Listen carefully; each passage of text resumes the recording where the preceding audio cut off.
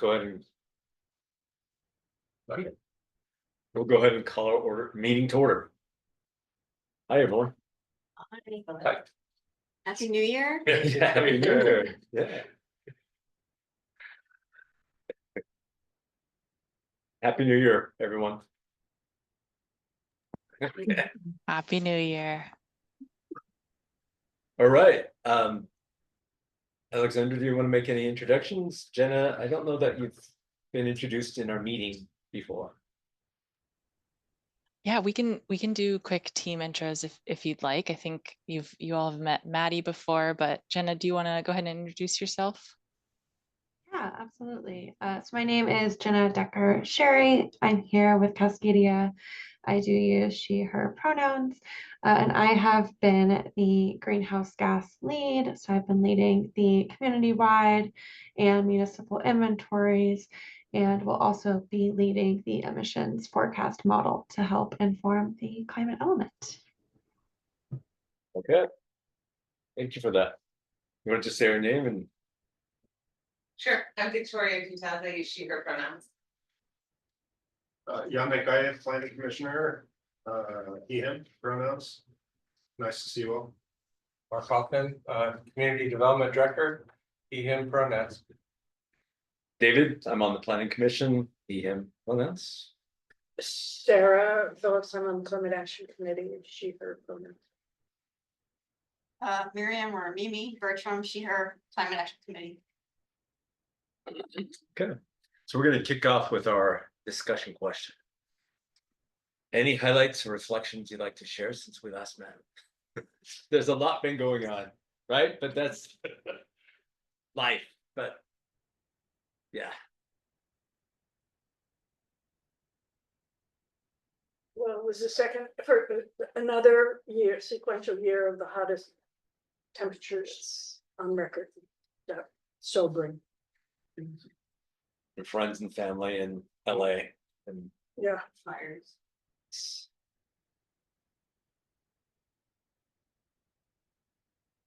Yeah, I'll say I've also got my mother-in-law and sister-in-law both are in the LA basin in the valley.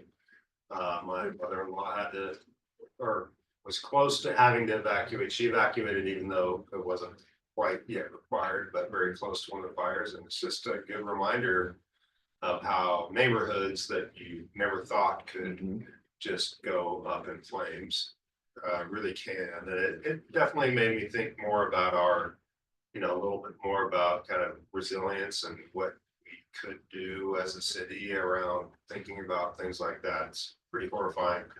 And on a different front, in my day job, King County, we've been updating our strategic climate action plan. And there's a lot of good stuff in there, and it's pretty voluminous. It's King County, so it's covering a lot of ground, but it's nice to live in an area where we actually believe in that stuff and things we need to respond to it. So So you actually work for King County? I do. And you work on the climate action plan? I'd say I'm a contributor. Okay. Yeah, Wow. I'm in the Water and Land Resources Division in the Yeah. Department of Natural Resources, and I get pulled into topics in the climate action plan that are related to rivers and streams, salmon, forests a little bit. But I'm not leading by any means, but me and my team, we get pulled in. Oh, we're so lucky to have you. Then. Well, that's, Here. I'm happy to bring whatever I can remember from my day job to my night job. Right, yeah. I'm gonna riff up because I was gonna go somewhere different, but because you guys both brought up the fires. So when I was reading these documents and thinking about the impacts that we regularly account for, I'm thinking we might think about wind. But I did a quick look to see if there's forecasts or projections for wind, and I don't find them. But it is not something, it's not like it's not there somewhere to help inform kind of how we think about resilience for our city. Because it affects a lot of things like fire, spread of fire, trees getting downed, by big storm events. So just something we might want to think about. Also affects, not so much in town, but in the mountains, rain on snow events. So when you have clear cut areas and you get really high wind speeds close to the ground, that actually accelerates melting. So when you look at how they model rain on snow, which we think we're gonna see more of, wind is actually one of the most important factors for predicting what's gonna happen. Yeah, so I just think it'd be fun or cool or forward looking Important. to wrap it in. There's a Puget Sound air quality monitoring station that looks at the wind, the smoke that goes down Perkins. They monitor that air quality. It probably, you might have some, they might have some information. Or wind.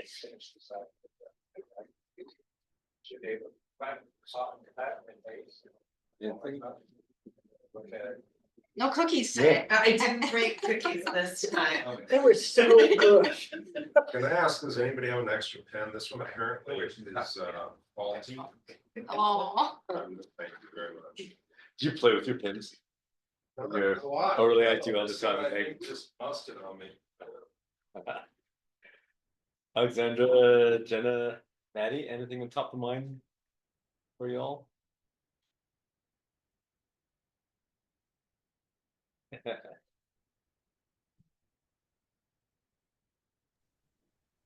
It's been really cold here in Colorado, which is where I live. So we've been getting sub-zero temperatures. It's been quite chilly. Yeah, definitely thinking of folks in Texas experiencing all the snow, which obviously very rarely happens. My best friend's nephew is experiencing snow for the first time. He is 5 years old. So it's kind of crazy. What's the city that's having a blizzard for the first time ever? It was on, Louisiana, is it like, Louisiana? it's New Orleans, isn't it? New Orleans, it wasn't New Orleans? Yeah. I just barely heard Yeah. Yeah. What? Stop. blizzard. First recorded. I mean, granted, we don't have the proof that this is all related to climate change. Even so, we, You don't have to prove it. yeah, well. We're seeing things. But we're seeing Yeah, things, we're we're seeing- definitely seeing changing ecosystems and. I have friends and family in Florida, Massachusetts, Pennsylvania at this point that are all sending updates about negative temperatures. So I don't have family in LA, but I'm getting multiple daily updates from folks about Yeah. extreme cold. Mark, anything you'd like to share? Yeah, LA fires. I grew up in Santa Cruz and lived 20 years in Salinas. So San Diego. Still hate LA, but and we're used to Santa Ana as pretty much any time of year. And so you see the news and you think, oh yeah, that's overblown, but this is nothing like I've ever heard of. Where whole cities and the areas that are burned, it's something different. And I think it's gonna raise the issue of climate refugees, sometimes we think they're from Syria, but they're gonna be from LA. I heard that joke and so what occurred to me, my thought was, what we're doing here in the urban forest planning and so forth is proactive, because it may rain a lot right now. But it may not later, or it may change, and so that planning and what we do with this element for WUI is very important. By the way, Mark, having also lived in Encinitas, it's okay to hate Los Angeles. You like Encinitas. It is. Okay, that's- Yeah. That's completely consistent. And I don't mean the people, well, sometimes the people, but mostly sports and the highways. So, but I really feel for that, because this is different, this is very different, we're in. Yes. Yeah, okay. With that, let's move forward. The agenda, anyone have any questions or do I have a motion? Do we have a motion to accept the agenda as it stands? I'll move to accept the agenda. Okay, second, Okay. all in agreement? Okay. Thank you. The minutes, any questions or changes? In the minutes, I noticed that they identified the chair correctly.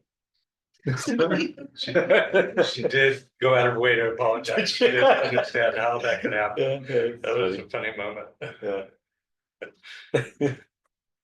I move the minutes. Okay, second. All in agreement? Public comments, we don't have anyone online, just curious, okay. New business, introduce the community-wide greenhouse gas GHG emissions inventory. So should we just jump right into it? Okay. Yes, I will get my screen share pulled up here. And Jenna, I'll turn it over to you and just let me know when you're ready for me to advance slides. It Yeah, looks like a short. absolutely. Maybe before I pass it over to you, Jenna, sorry, I'll offer this brief context to folks in the room. So we did start to talk through just a preliminary preview of the municipal the municipal inventory at our December meeting. And we heard a lot of questions about the related community-wide inventory. And so Jenna's here tonight to kind of share a bit more of that context and answer any lingering questions y'all have. Okay, now over to you, Jenna. Yeah, absolutely. Thanks for that intro, Alexandra. With that, you can go ahead and go to the next slide. So as part of this effort to help inform the climate element, Cascadia is going to be looking at two different types of inventories. So one of them is going to be the geographic community-wide inventory, where we're looking at inventory years 2019, 2022, and 2023. And the goal of this is going to be to quantify emissions occurring within the city's geographic bounds. And this occurs from residents and visitors, from activities like transportation, the heating and cooling of buildings, and solid waste disposal. We'll also be looking at a city operations inventory for the 2023 inventory year. And the goal of that is to quantify the emissions occurring from city operations, including city fleet, energy consumption, and solid waste disposal from city buildings. Now, Alexandra said you guys had an opportunity to dig a little bit more into that one at the last meeting. So really wanted to make space in this meeting to dive a bit deeper into the geographic community-wide inventories. So with that, we'll go ahead and we will dive into the emission sources as well as the data sources that are helping us estimate these emissions. So I want to start just by saying that for each of these emission sources, we do aim to seek the best available data while also remaining consistent with regional methodologies for comparison purposes. With that said, when available, we are using locally specific data as our first preference. And when that locally specific data is unavailable, we look to scale based on regional, state, and national data sets as recommended by the United States Community Protocol for Estimating Greenhouse Gas Emissions.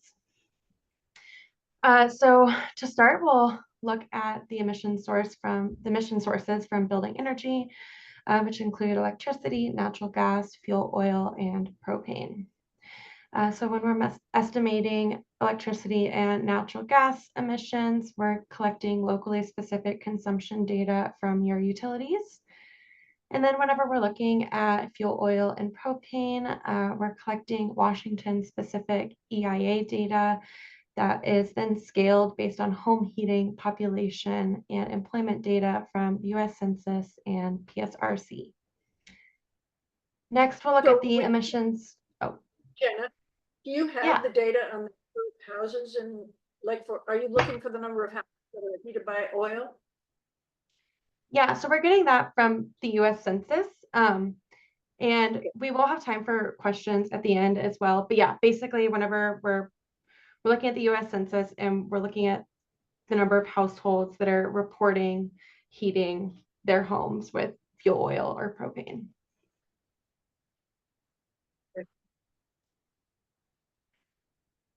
So yeah, jumping into transportation, we'll be looking at the emission sources on-road, vehicles, off-road equipment, as well as aviation. So for on-road, we're currently using locally specific data from PSRC's transportation model. We're also working with Fair and Peers, who is our sub-consultant, who is underway with a vehicle miles traveled and travel market assessment study to help ground truth this data. When we're estimating off-road emissions, we're looking at King County data from the EPA MOVES model that's then scaled by Lake Forest Park's population. And then with aviation, we're allocating this data to Lake Forest Park by looking at CTAC's passenger survey data that allocates fuel to King County. And then we're allocating that to Lake Forest Park by scaling with locally specific median household income data from the US Census. We allocate based on the assumption that communities who on average make more money are more likely to travel by air. The next emission source we'll look into is solid waste. So this includes landfill and composted waste. And for this data, we're looking at locally specific landfill and compost tonnage data that's collected from King County. Next, we'll look at land use, which considers tree loss emissions and carbon sequestration from tree gain. So to estimate this, we look at a GIS shapefile that was provided by Lake Forest Park that contains the geographic boundaries, and we input that shapefile into the ICLEI Learn model to help estimate those emissions and that sequestration. And then lastly, we are looking at refrigerants, and we scale a national EPA data set by Lake Forest Park's population to estimate those emissions. So next we'll go ahead and give you all a little sneak peek of the community-wide greenhouse gas inventory. I do want to stress that this is a draft, so these numbers are subject to change, but thought it might be useful just to get a little sneak peek at where you all are landing in Lake Forest Park. So you'll see here that across inventory years, your highest emitters come from the transportation and the buildings sector. In 2023, the highest emitter in transportation came from on-road sources, and then from the building sector, it came from natural gas. Overall, since 2019, Lake Forest Park is seeing a downward trend in emissions, which is awesome. So you'll see at the bottom, we're looking at 2019 emissions, which is going to be the longest bar right there. And then up at the top is the 2023 emissions, which has decreased a bit. This downward trend has largely been driven by reductions in the aviation sector, with smaller reductions from on-road, fuel oil, propane, and electricity. So you have land use on this chart, but is that on the right-hand side, but you don't have it on the graph? So if you want to go back, Alexandra, it technically is on the graph, but it's just so small that it's just not, you can't really see it. But the emissions from land use landed at about 60, which just in comparison to the other bars was so small that it is basically invisible. But with labels, it would be more clear. Just wanted to avoid using labels this time just because the numbers are in draft form and not quite ready to share out.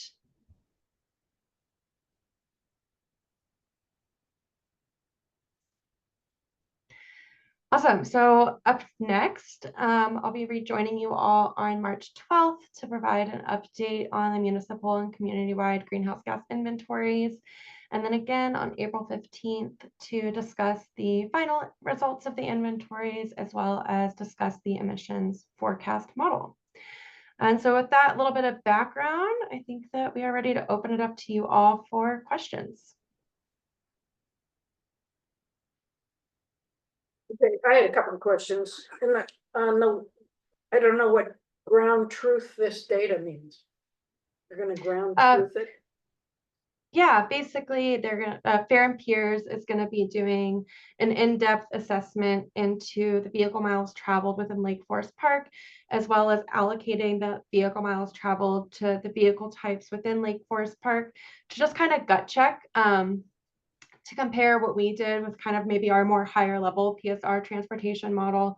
And then they're gonna dig a little bit deeper, and so VMT numbers might change, how we allocate that VMT per vehicle type might change, and that's all kind of subject based on their deeper dive into that. Be able to compare it with the previous data that we have, Why would you need to do that? Yes. what, see if there's a change, Okay. yes, Let me ask a question. please. Yes. Right, yeah. It's kind of related to that. So refrigerants and some of the other things are modeled for Lake Forest Park, correct? Mhm. Not Yeah. ground truth. And so if there was this huge effort, and like, I'm just, this is a hypothesis, hypothetical situation where Lake Forest Park changed its behaviors in some way that was different from how the rest of the country or whatever the model is based on did in the next 10 years. This is just trying to get at how you show change. So you're giving some baseline data, which we need, but how do we show that in 5 to 10 years we've changed, perhaps differently from other communities? Yeah, so I think that specifically with refrigerants, that isn't as in Lake Forest Park's wheelhouse to really control. Refrigerants are largely driven by federal and state policy. For instance, I know Washington State has a policy to use cleaner refrigerants. So over time, Washington State's going to see kind of a cleaner process there. Federally, I know there's been talks of doing that kind of thing as well. I'm not 100% sure if there's federal policy on it, but for refrigerants specifically, yes, if Lake Forest Park were to like implement some sort of HFC, high global warming potential ban, using a national data set wouldn't necessarily reveal that, but it's one of those emission sources that you can't quite collect the data on a local level either, because we can't really go around to every single household and ask them about like their refrigeration sales data, but there is a federal data set for that, if that makes sense. Yeah, exactly, but that's the one I latched onto, just in terms, so pretty much we just have to pay attention to how, for the future, how each thing was determined. So if we wanted to measure difference, we wouldn't necessarily use the same process. I mean, I'm just trying to figure out how we calculate these things in the future if we wanted to show change. Yeah, absolutely. So kind of how I said in the beginning, we do use locally specific data if that data is available. That is our first preference for every single emission source if it's available. If not, we do have to look at scaling that data.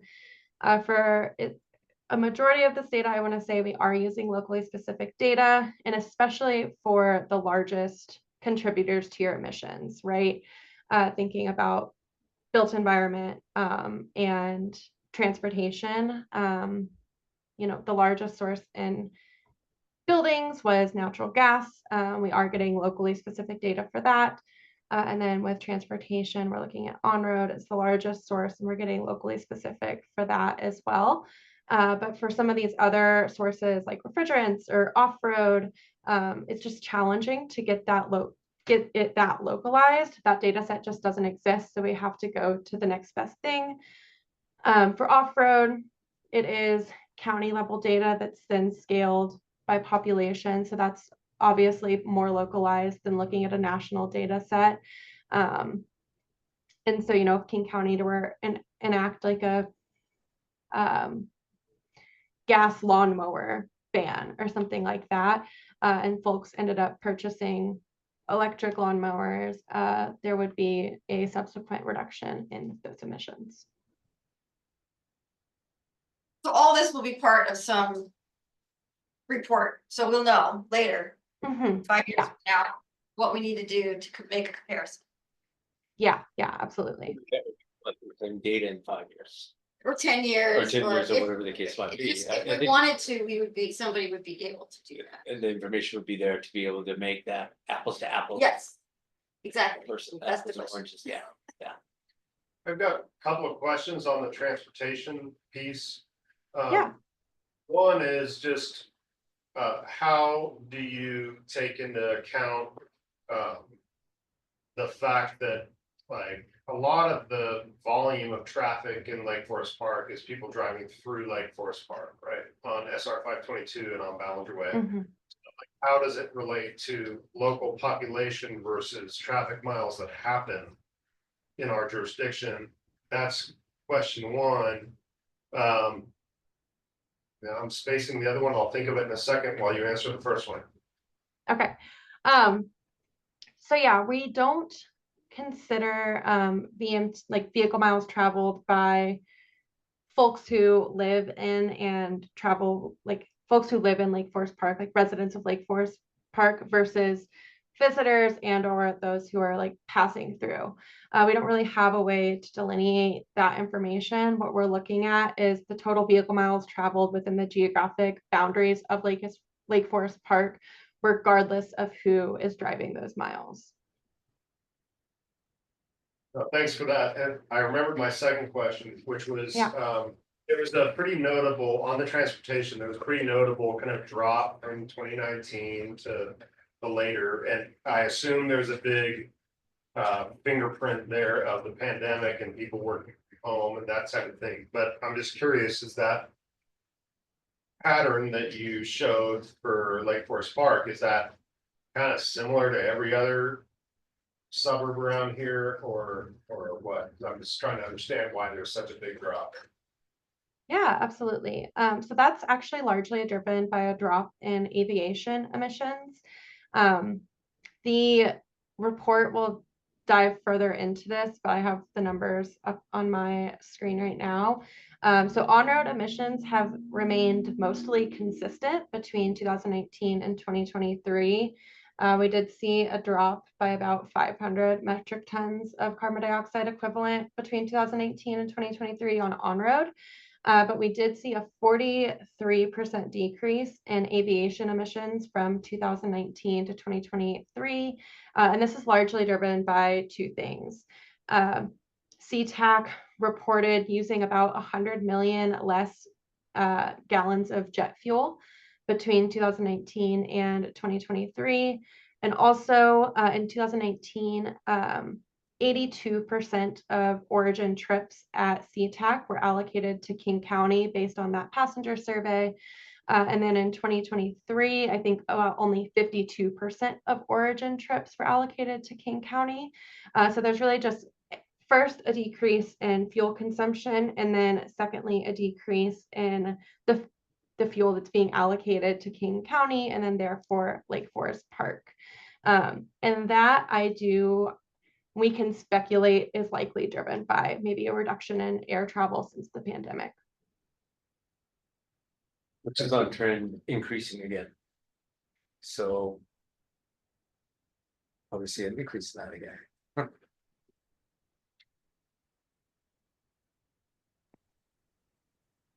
What other questions do y'all have?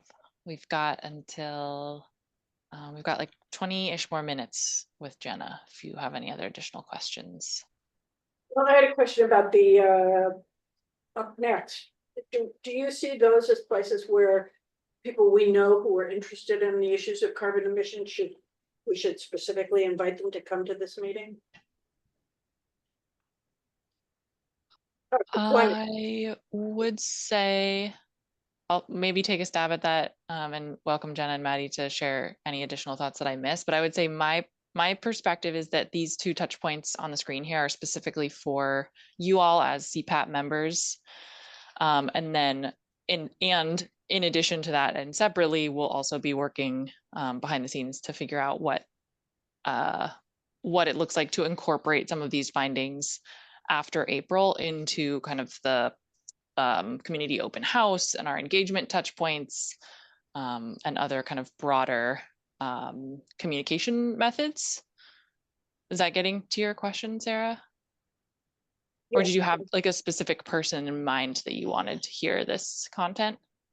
Well, I know, I'm pretty sure the Climate Action Committee members who aren't on this committee would be interested in how you're developing these, because those are sort of a key piece in how we talk about climate.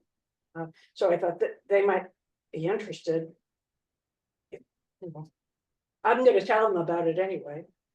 I mean, Yeah, right? I'm reporting back to my exactly. committee. At least that part. Yeah.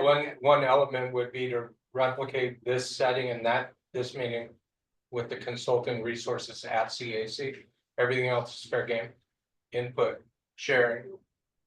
Where our timeline is so short, that's acceptable. But what we can factor in is this type of meeting with Cascadia at CAC, CPAT, Planning Commission, et cetera. And so the function of you already being on those boards, hopefully will do. And so an agenda item at CAC, legitimate, but framing it and then capturing their feedback. Yeah, and I would say in like timing wise, if you are interested in having us join for a CAC meeting, we can follow up about potential timing on when would make sense. I think probably at or around that April 15th meeting would be good. But Jenna and I can follow up about opportunities for input on that inventory. Thank you. Anything to add, Jenna, to what I shared there? No, thank you. Covered it. Jump in there. I do have a question. Previous slide.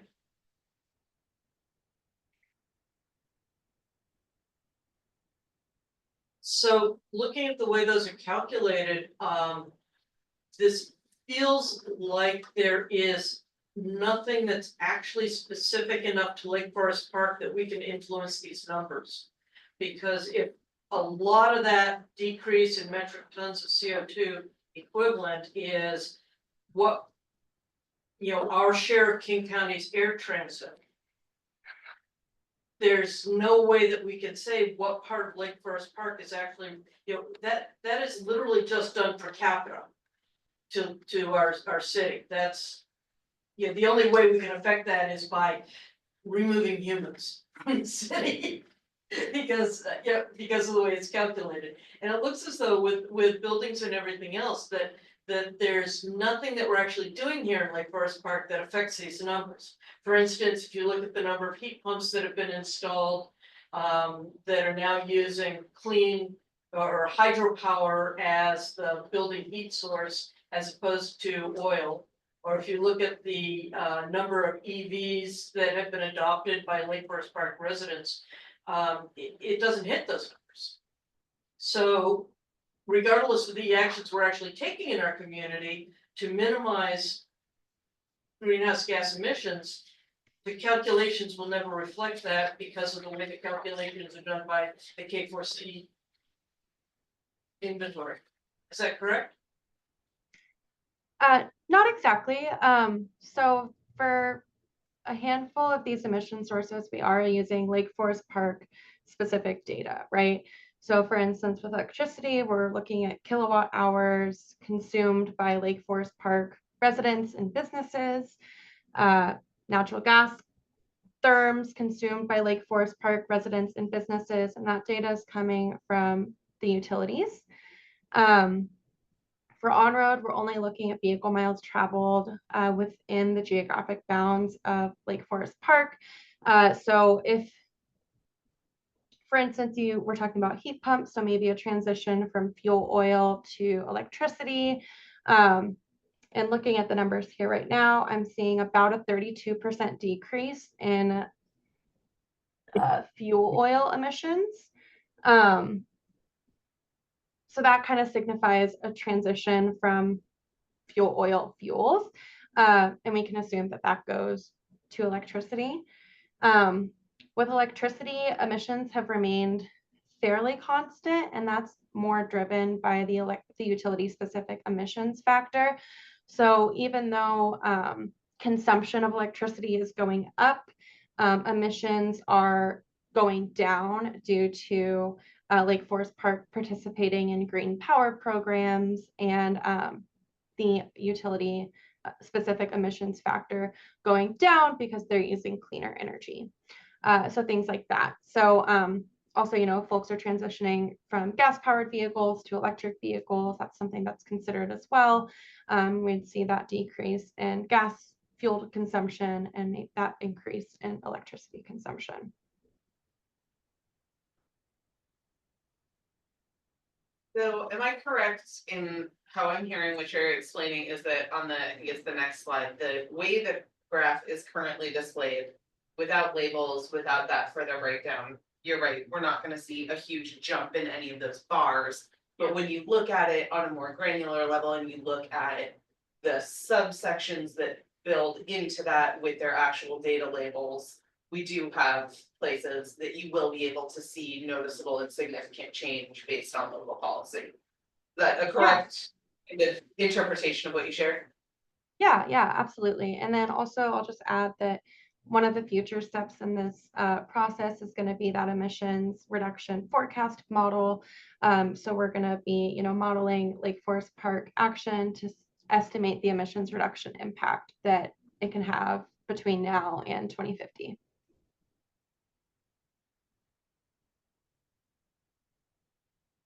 If I may ask two questions. One is more of an offer.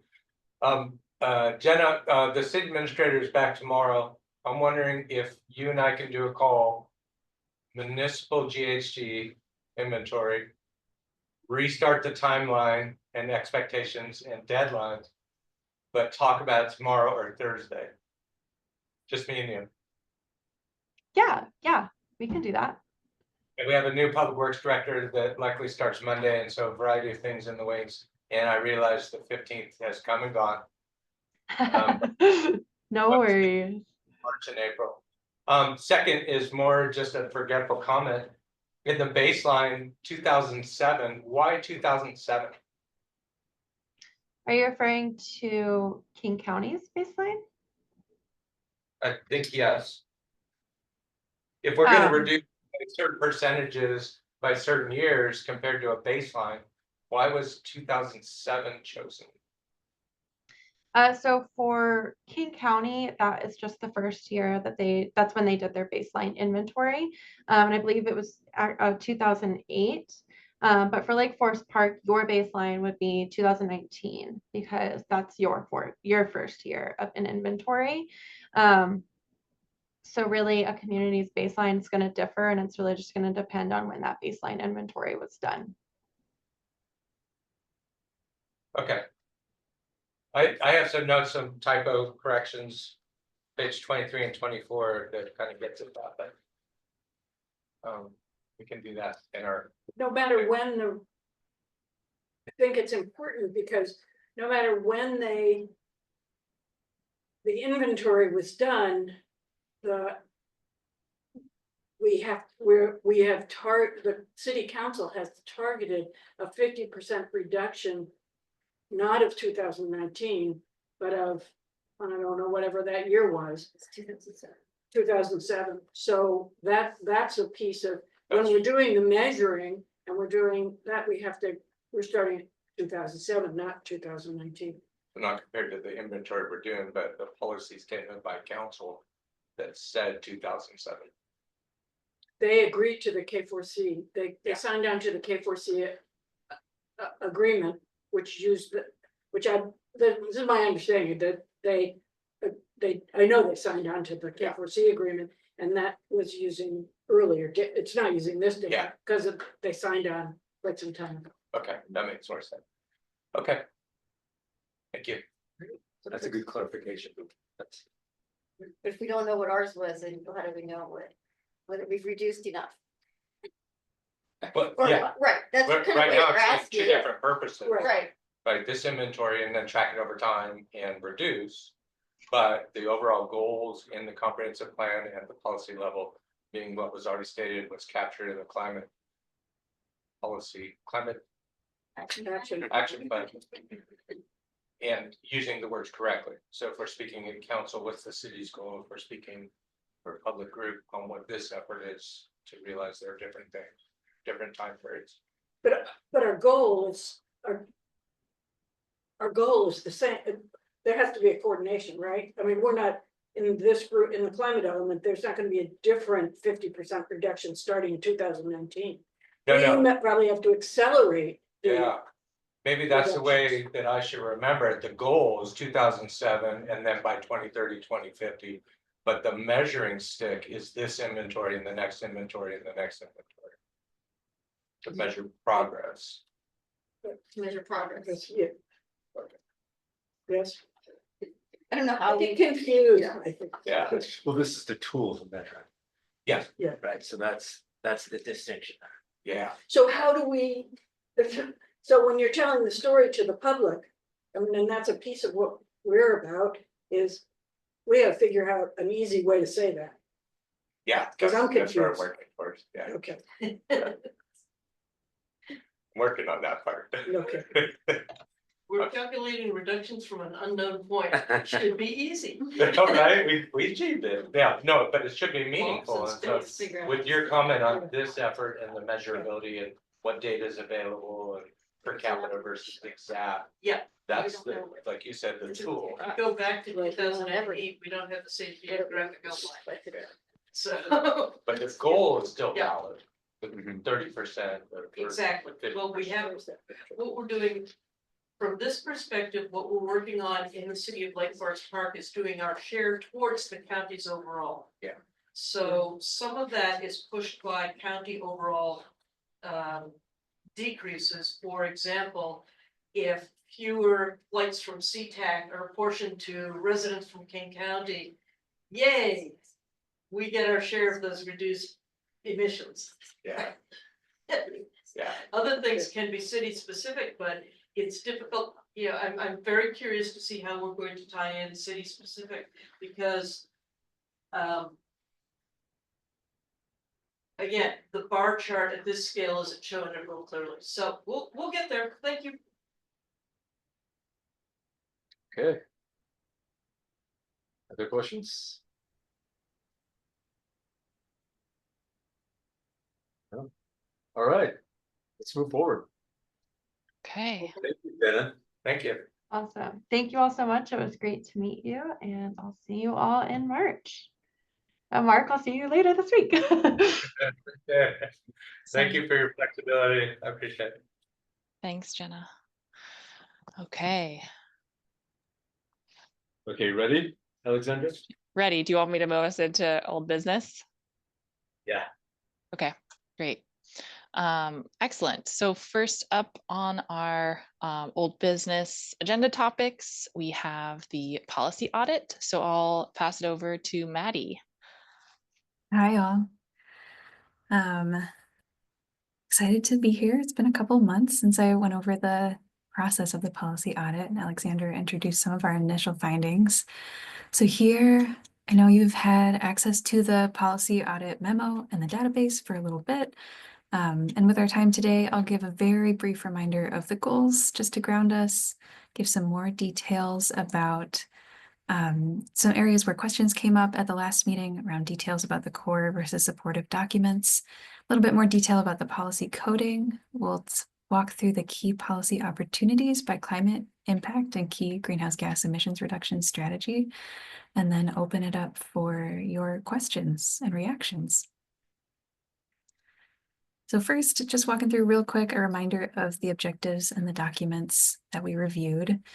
And our goal was to get the lay of the land in terms of policies in Lake Forest Park. That'll help us identify where there are policies, where there are gaps, and again, where there are opportunities and barriers. This will support the vulnerability and risk assessment because they will be reviewing a lot of the same documents to understand climate vulnerability in the community. So we gave them a head start. And ultimately, this is laying the foundation for climate element policy recommendations.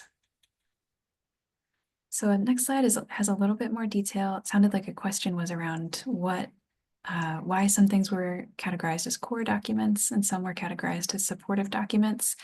And this is really in the framework of updating the climate element and kind of our goals around that. So for the core documents, Commerce requires the review of those. So starting there as our differentiator. But then our main goal is to strengthen climate change policy in the comprehensive plan. So that's why we're mainly measuring the current policies and mapping out the gaps and opportunities in the comprehensive plan. The supportive documents are also critically important for more specific planning, and we want to make sure that the new climate element references and aligns with the goals and policies in those supportive documents. So some documents like the Climate Action Plan are really, really core with respect to local climate planning, but they're not considered core as part of this analysis because they're informing kind of our core documents and our policy development, but they are a little bit separate. We're using them as a resource to improve the comprehensive plan and the hazard mitigation plan. So I hope that adds a little bit of clarity. There was a prior discussion about moving that line a little bit. Okay. And we kind of left it out there.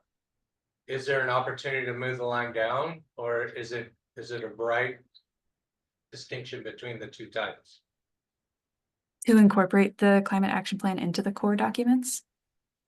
Yeah, I think the order is the same, but I think I had notes from the last meeting of moving it down to possibly the urban forest ecosystem. But mostly keeping with how you describe what a core document and its purpose is. But the discussion was, shouldn't more of those be core documents? Yeah, we agree that there are a lot of really strong documents here to inform climate planning, and Lake Forest Park is pretty far ahead from what we're seeing in other jurisdictions. So there's a lot to draw from in policy development, which is great. But since our goal is to really take the comprehensive plan and those core documents and figure out how to make those better, the goal with the policy audit is to see where things stand there and measure the gaps and opportunities in those documents specifically, and then really bring those supportive documents into play in the next phase in policy development, because there is so much content. There's goals that are in each of these documents. There's a lot of really great policy, and using those more as a resource to bolster the climate action plan the comprehensive plan and the other core documents. So we'll leave them where they are for now, but absolutely agree with you that they're critically important, and we'll reference them a lot in policy development. If the end result is the same, that policy is extracted from the documents, regardless of whether they're labeled core and supportive, and it's the policy extracted from it that's important, then I don't think there's a difference or a change needed. I think that's what we're all saying. And I just want to bring it up so we're on the same page. If the distinction between core and supportive was that you're going to focus on the policies in the core and we'll read the supportive, that's a true differentiation. If they're both treated equally as far as the review and the pulling of the policy, or the clarifying support of the policy, that's fine. Then it doesn't matter what we call them. Right, my understanding was those four were required by Commerce. At least two of them, yeah. Two of them are at the comprehensive plan level. Sure, SMP is kind of development regulations and policy. And I would argue the hazard mitigation and stormwater are, but I'm just a planner, so. But those four are clear policy documents. And then the climate action plan is more implementation, but has policy. 100-year vision has contents of policy, is very important, but it's not a policy document. So I could see the dividing line there that doesn't label these as less important. By way of clarity, the PROS plan, Parks, Recreation, Open Space and Trail Plan, it's an independent, isolated island of a plan, but we have a parks element in the comprehensive plan. So different levels. Very well consistent.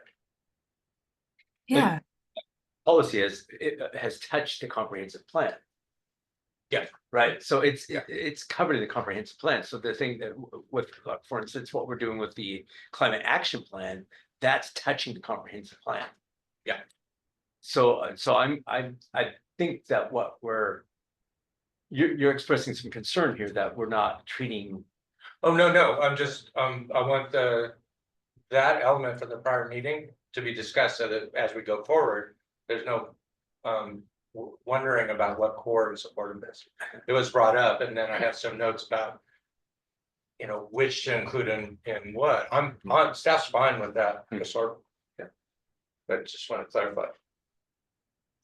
I guess I would say I'm looking to our climate committee colleagues here to make sure we're not, you know, giving less than full consideration of what's in the climate action plan. I don't really care where they draw the line as long as we're pulling the most important information out of every one of these documents to inform the work that we're doing.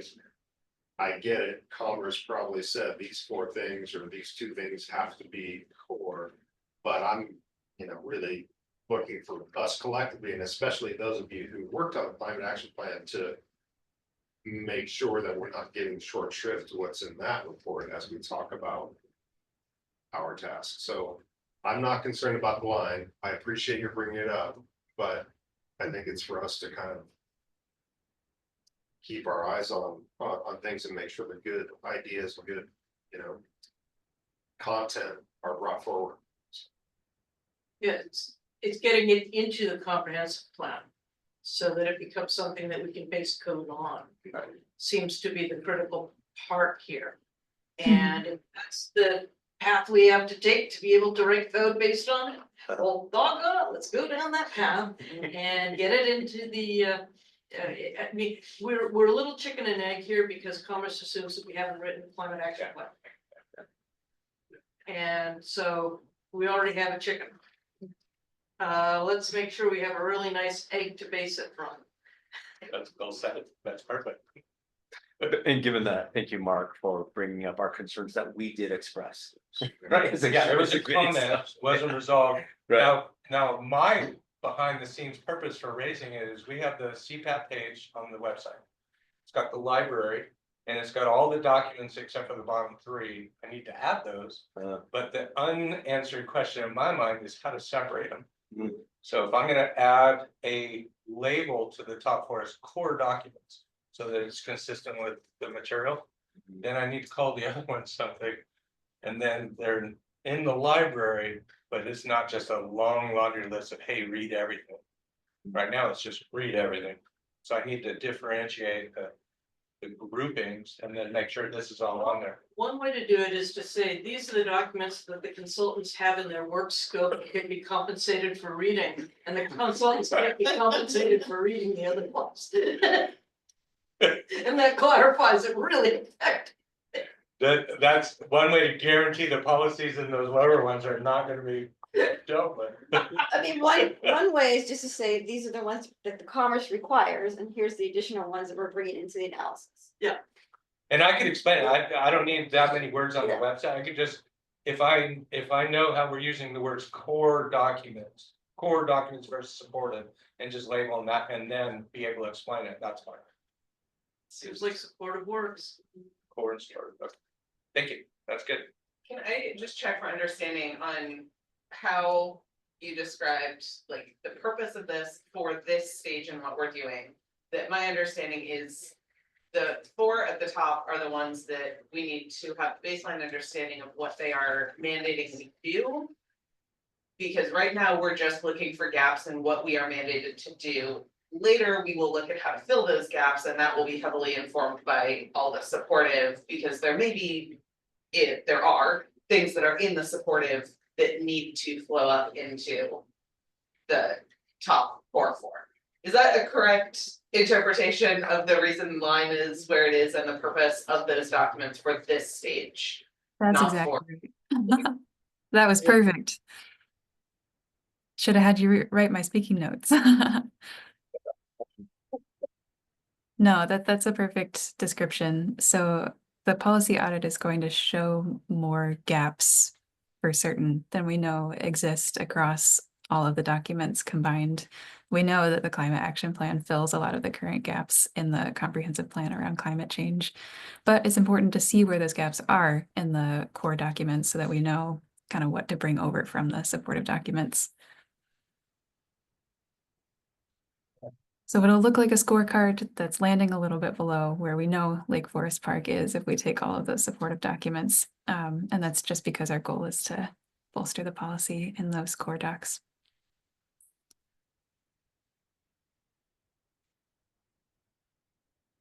I'll move to the policy coding process next. This is a really brief recap of what we did in the database that we sent you all. We've gone over at previous meetings how we coded policies into priority sectors and climate impacts and GHG strategies and shown tables of how many policies show up by priority sector, climate impact, and GHG strategy. I just wanted to clarify there that we know a lot of policies have co-benefits and a range of impacts on the relevant topics here, and we kept the coding as focused as possible using the specific policy and goal language in the source documents. That's just for clarity there. So one example could be that there are a lot of policies emphasizing tree canopy cover, and the specific goals there are mostly related to ecosystems and health and well-being as primary objectives.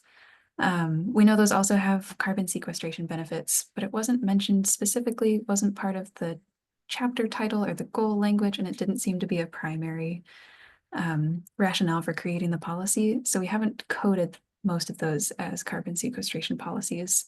We know that they do have those impacts, but just to give us the clearest sense of how things are organized currently, we kept it focused. The next categories we considered are the policy quality and the gaps and opportunities columns. So this is where we gave each policy a score of low, medium, and high based on how specific it is and how closely it's tied to climate change, and if there are kind of any teeth or a really clear mechanism in the policy. So that's policy quality. And in gaps and opportunities, we wrote our assessment of what a step could be to fill in any gaps, make sure a policy isn't standing in the way of climate action, or ways to make them even stronger or broaden them out in a useful way.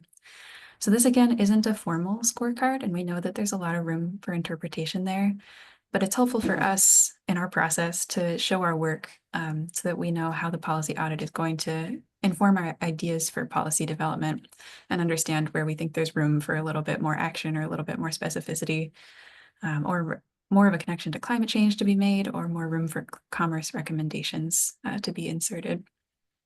So that's helping us just make that connection between the policy audit and development initially. And then in the next steps category, that's where we suggest that policies either stay in place or move to the climate element.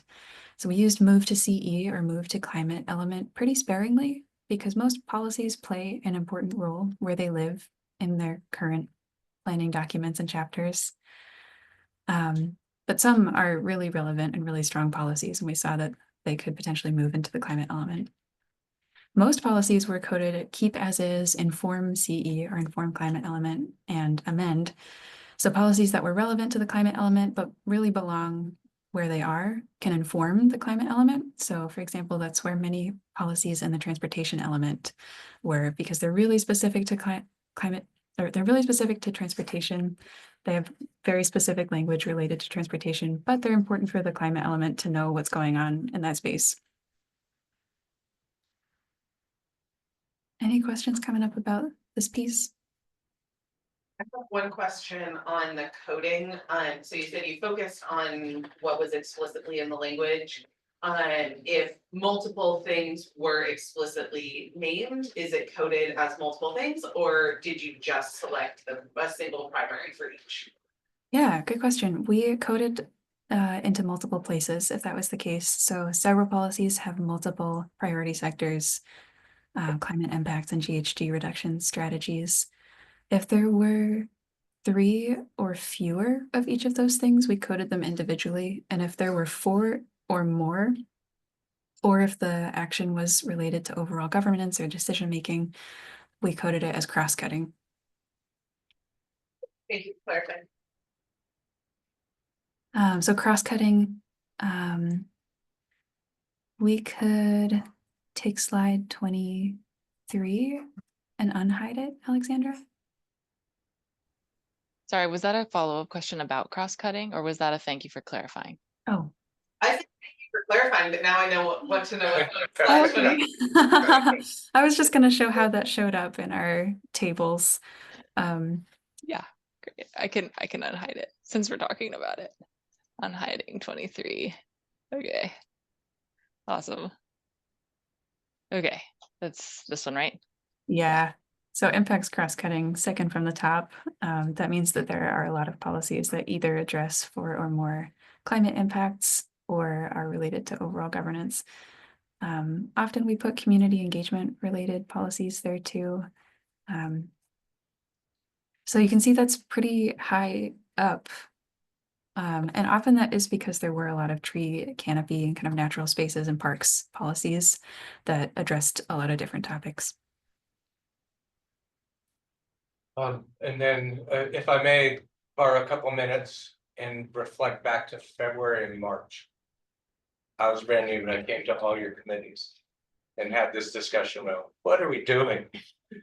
We're grabbing the policies from the climate action plan as we can and inserting them into the 2024 amendment, knowing that we're going to do an overall amendment for climate element specific 2025 amendment.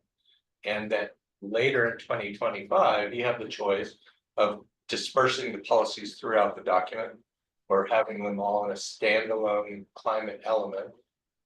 And that's the way the legislation is worded. So I'm willing to bet the scenario is you can do a mix of them. It doesn't have to be all or nothing. You could have a climate element, but you could also leave some of these cross-cutting items where they are more proper or more understandable. And then where it shows up for staff is that once you decide and you have that mix and a draft amendment, we work with SCJ and the formatter to make sure the entire document is cohesive with what's already in there and what you're adding and a standalone climate element, which fulfills GMA. So as part of that, just so I understand it, it's for instance, where we have language about our tree canopy and the many beneficial effects. If one of those beneficial effects is not carbon sequestration, or if one of the goals of maintaining the tree canopy doesn't include carbon sequestration, that's where we amend what's in the existing language to include those as goals and just make it very clear that there's more than one reason that we want this canopy, and one of those additional reasons is carbon sequestration. Yeah, that would be really good. So if that's the case, we're heading towards that blend hybrid. We don't want to be so repetitive that a tree policy is in 4 places. Yeah, really. But we don't want to be so selective that the tree policy, the specific tree policy is in the climate element. But if you read the tree or tree related elements and didn't see it, you'd assume it's not there. Yeah. So you have to read the whole document. So we're going to do this blending and then place things where you initially think they belong, and then have that feedback about no, too important, no, unrelated, leave, move, all that formatting. Okay. Now you guys take a first stab and then we by often make a recommendation. Okay. Oh, yes. Nice. Yeah, and so we expect the climate element to be made up of a few existing policies, a handful, and some new policies to fill in the gaps. And I certainly wouldn't recommend mentioning carbon sequestration in every current comprehensive plan policy that has to do with tree canopy cover, but once or twice. Please.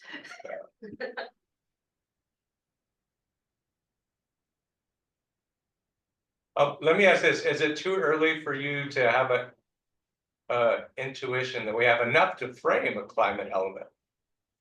A standalone climate? Oh, I think so. There's quite a few that we suggested moving.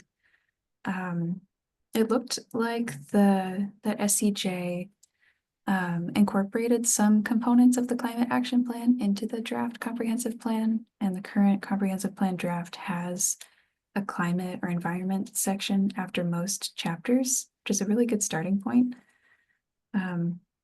And the kind of things that live in those draft sections are the kind that we might recommend migrating over to a climate element. Is that your preference? And it ties January, February, and March of last year with with everything we did all year and this effort. And when we formatted this fall, that's exactly what we're intending to capture. Not all, not anything.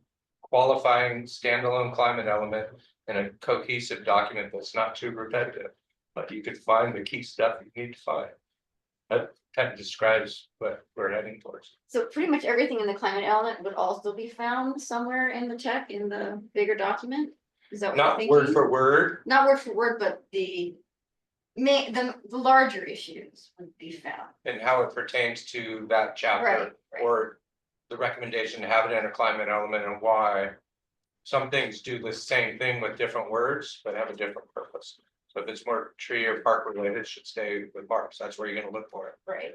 But you know, like So you said, trying you to think don't, of where you might look for it. yeah, So the user, like you, would be very important yeah. in deciding where those things. Very should few be. people pick up the whole binder and read Yeah. it front to back to find out their issue. Really? Yeah. It's not surprising. very engaging, It's what? It's not surprising. a good story, what? Unless you're paid very highly to do it and amend it. But, and so it has to pass that kind of friendliness test, a little bit of repetition. So that you could run into these things without having Okay, to yeah. chew on the whole thing. But at the same time, fulfill the Growth Management Act requirement for a climate element. Those are the primary ones. And not too repetitive, where you just grab the same paragraph and plug it wherever you think someone's gonna run into it. And so it's an art form, but it's a 2-year, 2 effort art form. So far, we're good. I think SCJ did a really good job of grabbing policy, foreseeing the 2nd-year effort, and trying to get the primary ones in. Now I see this more as a second chance refinement to get it better or more right, more specific, but not screw up their formatting and layout or completely redoing it. So I think it's a good combo. I love that terminology, the friendliness test. That's a good one.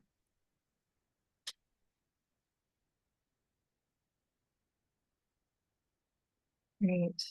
Well, we'll head into the summary of gaps and opportunities here. And I know we got a couple of comments by email too, which I haven't had a chance to dig into. If there's anything that you'd like to highlight from emailed comments, please feel free. And otherwise, this is going to look like quite a bit of text per table, and it does mirror very closely what is in the policy memo itself. So please feel free to ignore any text if you'd like and reference the memo. Trying to relieve any pressure you might feel to absorb all of this text very quickly. So I'll summarize each slide at a very high level, and the text is just there for reference in case you'd like a little bit more detail. So Maddie, how would you like this to work? Would you like to just like cover each of these sections and then ask questions, or have us wait till the end? Why don't we wait till the end, just so we're a little bit clearer on how the time will flow, if that works. All right, thanks for that question. So starting with community well-being. So here there are 22 current policies that we coded, and they focus broadly on protecting the city's natural environment for residents, educating and hearing input from residents, and maintaining access to natural spaces like the shoreline tree canopy. There are a couple of policies that acknowledge the need to hear from vulnerable populations. So the main opportunity that we see is to increase the focus on equity in existing conversations about access to the natural environment. There's an opportunity to widen the conversation about health and well-being as it relates to climate change. And it also incorporate that into new topics and varying phases of implementation of climate action, such as green jobs, economic development, affordable and transit-oriented housing, and disaster preparedness. So kind of broadening out our sense of community well-being and how it relates to climate change. For the next one, extreme heat, there were fewer policies here. There were just 7 that were most relevant to extreme heat. They focused pretty heavily on tree canopy coverage, and they note that tree canopy cover can mitigate the heat island effect. The policy opportunities here are again to develop a broader focus. So in particular, a focus that addresses the community health risks of extreme heat. So ways to do this are establishing shade in transit and walking areas, make cooling resources and education available. One comment that we got by email was to establish a resilience hub, which I agree with, and reduce urban heat island effect in other ways. Could also consider preserving or creating ways for wildlife to stay cool. So preserving wetlands, creating habitat corridors, and things like that. Next is wildfire, smoke, and air quality. There's just one policy that we coded in this topic area that in the core documents, which recommends adopting a FireWise program. And there are a few other policies in the cross-cutting impacts category that include wildfire and smoke. So the most relevant cross-cutting policies focused on preserving and protecting wildlife and ecosystems and highlighting the negative impacts of poor air quality on vulnerable populations. The opportunities are to focus more specifically on the effects of fire and smoke on health and infrastructure and ecosystems. So just making that connection a little bit clearer. There are several opportunities to provide access to clean air in homes and places of work, and acknowledge that wildfire can cause stream sedimentation and erosion by stripping vegetation from the ground. So there are opportunities to mitigate those effects. Next is drought. There were 13 policies here relevant to drought. They cover efficient water utility practices, public education and partnership with utilities, planting climate adapted trees, and generally preserving local waterways. There are opportunities to more proactively prepare for and build resilience to drought by constructing new water storage systems, explicitly connecting policy language to drought and heat, providing resources and incentives to residents to install water saving systems, and incorporating drought resilience into city planning. And our last climate impact is extreme precipitation and flooding. This one was had a very high level of coverage. There were 40 policies in this category. So within it, there are policies to implement flood prevention measures, preserve and restore floodplains and critical areas for flood mitigation, adopt sustainable building practices, and encourage community participation, which is a great starting point. Opportunities to take these a step further include a more specific focus on floodplains and the connectivity between floodplains, more coordinated education about flood risks with a specific focus on vulnerable populations, incorporating flooding into the design and maintenance of transportation infrastructure and critical utilities, and finally, integrating climate projections into planning. And this one is because flooding is tricky to plan for because the benchmarks like the 100-year flood zone and 500-year flood zone are based on historical data, but we expect flooding to be more frequent and severe than that. So there's an opportunity to recognize that trend in flood management and land use planning. On to greenhouse gas emissions reduction strategies. There were 13 around buildings and energy, and they focused on encouraging sustainable and low impact development. They referenced a transition to renewable energy sources, and they support energy efficiency improvements and energy conservations. And these are all really valuable policies. They don't quite together reflect a comprehensive framework to reduce building emissions and especially address natural gas. So we recommend kind of adopting a climate action plan framework, or one very similar to the current climate action plan, where there's a coordinated approach to transition buildings towards electricity, decrease building emissions by using renewable energy, and improve energy efficiencies. There's just a need for more coverage in all of those areas. One other missing area is about the funding and resources needed for communities to reduce emissions, especially lower income and otherwise vulnerable communities. Next is transportation and land use, where there were 22 policies to reduce vehicle miles traveled, 21 that support multimodal transportation, and 3 that support EVs, or a transition to EVs. So these policies mostly are related to land use designations that improved non-motorized transport connections between neighborhoods. And there's also a policy to develop a master trails plan and trail network. Opportunities are to focus a little bit more on supporting that transition to EVs, focus on public transit, set clear goals and strategies to reduce VMT, or vehicle miles traveled, and consider disincentivizing vehicle use. And then finally, in solid waste, there were 5 policies in this one. This was a little bit thinner. And the policies do aim to reduce waste generation, especially food waste, and promote recycling, composting, and proper hazardous waste disposal. So again, there's an opportunities. These are a great start, all really helpful for reducing emissions, but an opportunity to set clearer goals and be a little bit more comprehensive here. So we recommend that the focus of climate policies is on reducing overall waste generation, improving recycling and composting of high emission materials like organic waste and paper. And we also recommend equitable outreach and engagement so that the community can change their behavior and participate in these policies to move the needle. All right, that brings us to questions. So we're curious to hear from you, what questions you have, if anything is surprising, if there's something that we missed, or other things to keep in mind. Sure, I've got a kind of a general observation from both looking through the write-up and the presentation, and I really don't mean this as like criticism per se, but I feel like there are lots of either gaps or potential solutions that maybe just don't really make sense to emphasize for Lake Forest Park. And I just feel like we have some things in there right now that are kind of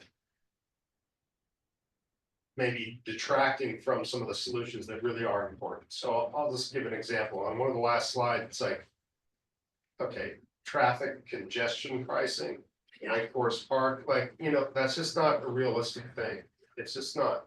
We're a tiny city with mostly a lot of pass-through traffic. And again, I don't mean this to criticize the work product, but I'd really like to see in the next iteration or whatever, really honing in on things that are actually in our control. Felt that way about a few other things. Like, yes, it's a really good idea to think about things like bus stops and others as shade, but we don't deliver transit. We're kind of hostage to Sound Transit and King County Metro. And yeah, we can encourage them to do better bus stops, maybe for shade, but it's not really in the city's bailiwick to be able to sort of make that happen. So I would just like to see the product at the next level kind of acknowledge our circumstance, which is that we're a city of 13,000 people or so.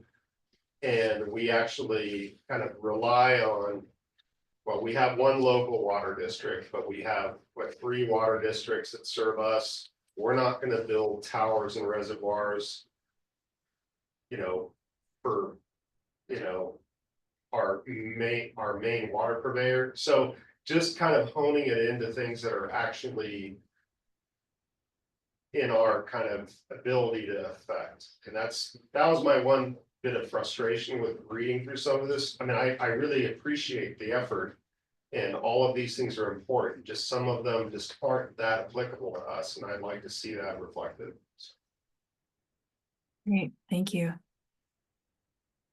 That's It- a really helpful comment, and as things show up that you feel that way about, that really don't seem applicable to Lake Forest Park, it would be great to hear those specifically. We'll do our own scan as well. And my understanding from the some of the background information that you provided in this document, that's what you're asking from us. You know, what's pertinent, what's not pertinent. Moving forward, so that you can create a document that is very centric to Lake Forest Park. Absolutely. So I think the point is well made, that there's and I think that also lends to, you know, if we're talking about what are the barriers to implementing some of this, we've got to make it applicable to the people of Lake Forest Park, so that we do want to, so that the community wants to take on this change, or whatever that is. Well, and I'll just add one more comment, that what, something you just said, which is about how does the kind of community receive this? I mean, we kind of joked about this a little bit last time, or maybe it was 2 meetings ago, or find this last meeting or the one before that. But, you know, sea level rise, okay.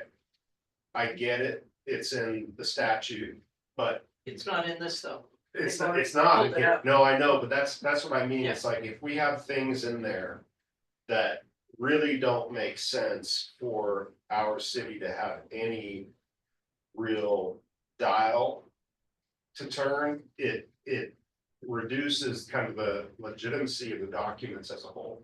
So that's why I really want to, and I think it is part of our job to help point out which are the things that really matter and we can do something about, and which ones to maybe de-emphasize. I'm not saying that's all on the consultants, but I think we want to do that because there's nothing, I mean, when people read a public document, they find 1 or 2 things that make no sense, and they discount the entire thing. Yeah. And that's what I love to avoid, because I care a lot about this, and I care about people buying in and understanding and seeing how we can move the needle. But if we have things in there that just are kind of, wait, why is that in here for LFP? It hurts the entire kind of effort. So that's why I bring it up, not because I'm annoyed by reading it. I'm really thinking about how do we get the community to embrace it, so. I think part of, and do to help gauge some of that, is some of these are mentioned 40 times and some of them are mentioned 5 times. And I assume our goal is not that all of them need to be mentioned 40 times. Yeah. But we can take that and look at like, okay, each of these needs like a couple more, but let's put more attention towards the things that are already at the core of what we're trying to do and are in here 40 times already. How are we focusing in our energy there and potentially have more of a foothold to make more recommendations in the places that already feel more relevant to policy, existing policy. Absolutely. The sheer number of policies definitely doesn't tell the whole story. And we know that some of these impacts or greenhouse gas emissions reduction strategies are going to be more of a focus than others. So solid waste makes up a smaller number of emissions. And there may not need to be as many strategies there to kind of get to the core of how those emissions can be reduced. But transportation and land use is a really big source of emissions, and it's already relatively well covered, but that tells us that that could be an area to focus on more. So, one thing that I did not see covered, and I think it would go in under increased precipitation, is slope stability. We have some remarkably oversteepened hillsides, particularly, well, we have a couple of drainages where we have obvious slump blocks. And the scarp, the oversteepened scarp on the head slope there, the head wall. We can assume that we're gonna have more rattling of those slopes as we have increased precipitation. And it's just something that is real for our community. So we haven't mentioned it anywhere. And we don't have a very good inventory of slope stability as it sits. I just think it should be mentioned at some point. Not necessarily a massive number of policies, but at least an awareness that slope stability will be affected by increased precipitation, higher groundwater levels, more intense, long duration rain events and rain on snow events. It's gonna happen. Yeah, thank you for that comment. As far as fire goes too, I know that's really good. Because if we have something that's actually stable because it's vegetated and a fire goes through that area, it is not gonna be unstable next year. Yeah, we'll be sure to add that in. And I believe that that will make an appearance in the vulnerability assessment as well. So I'll flag that, make sure it's included, because there are definite risks to infrastructure.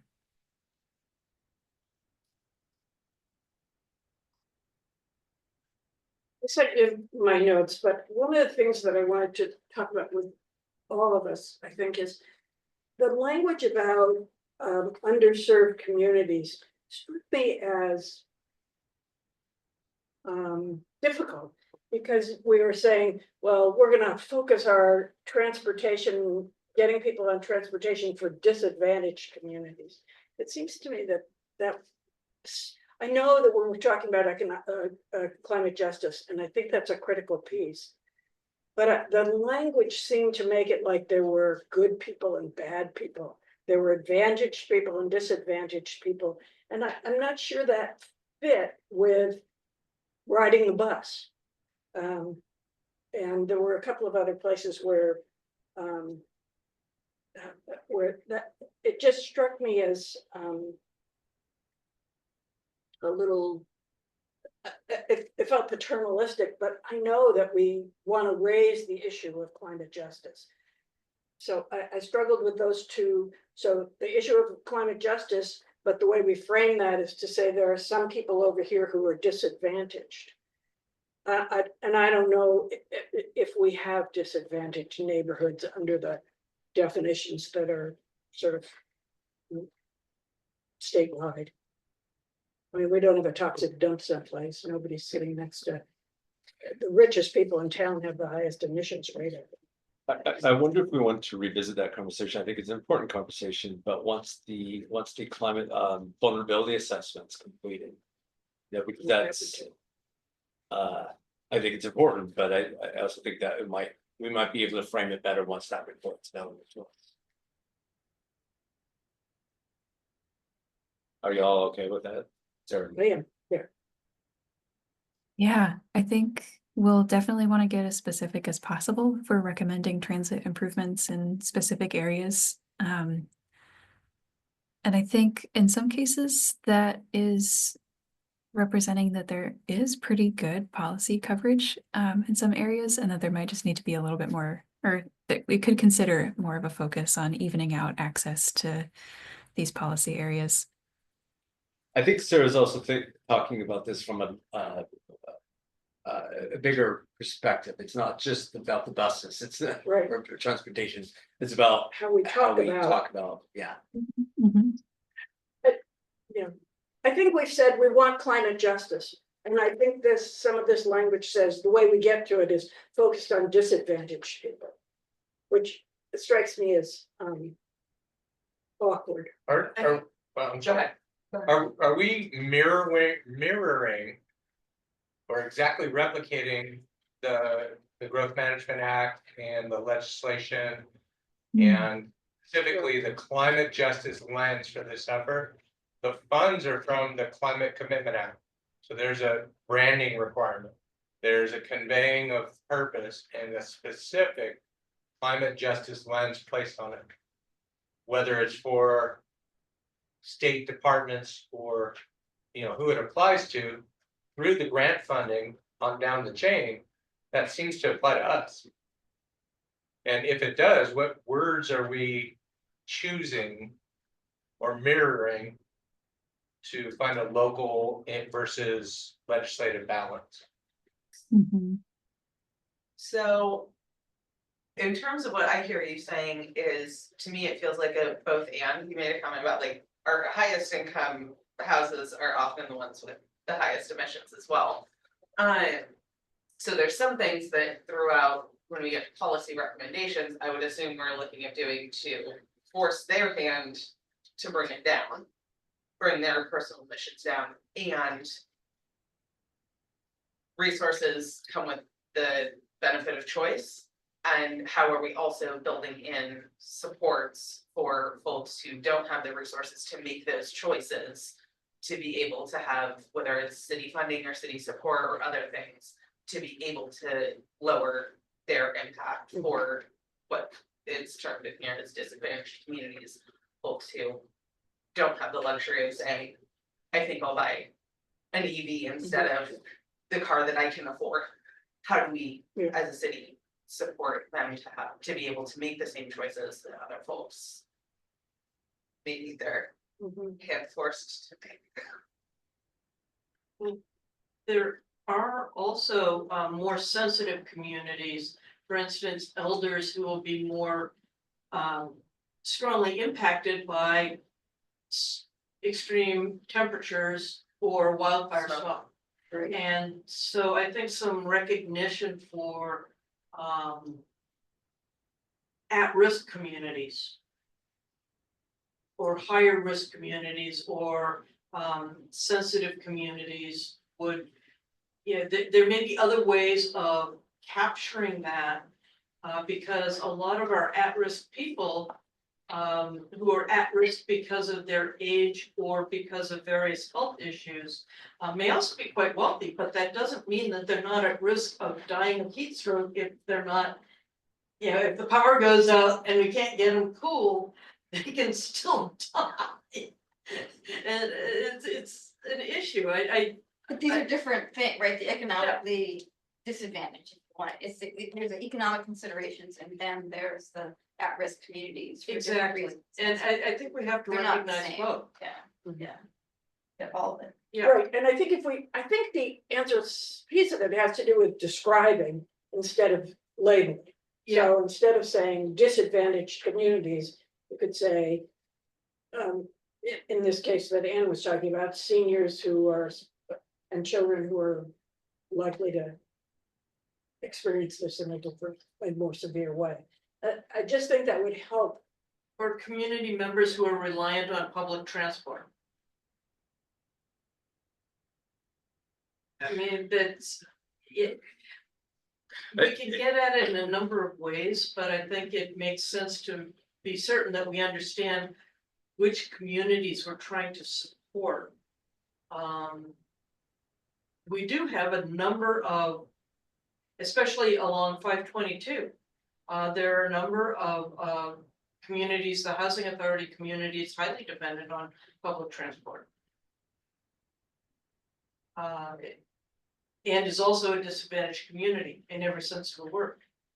So I think we've got room to effectively describe the variation in our community and the benefits to each group and the risks of facing each group without having to use a phrase that doesn't capture the nuance and variations. Yeah, thanks for that feedback. I definitely don't want to alienate anybody with or confuse them with the terminology that we're using. And I'll also add that I think Mark stepped out of the room, it looks like, but we, to his point about being consistent with kind of the legal obligations, I think we will also, in addition to being specific and clear in our language, we will also make sure that we're consistent with the HEAL Act terminology. So we're going to try to do our best to walk the line there. Have to actually comply with the terms of the grant. Yes. Alexandra, Maddie, let's just do a time check here. So it's 8:34. There's 3 other items on the agenda for old business. How much more time would you like to devote to the current conversation? think we can go on this topic until about 8:40, 8:45. I think the remaining 3 items should be pretty quick, but I say that optimistically. Okay, okay, thank you.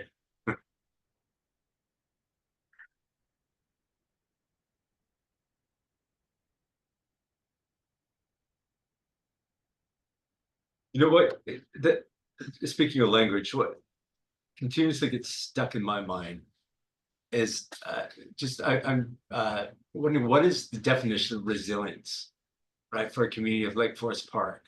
Not that we have to have that conversation, but I'm just putting that out there because I do wonder, what does that mean? Same thing as Sarah, you pointed out in your notes, what is sustainability? You know, that's part of the old language, or some of the old policy where you're identifying gaps.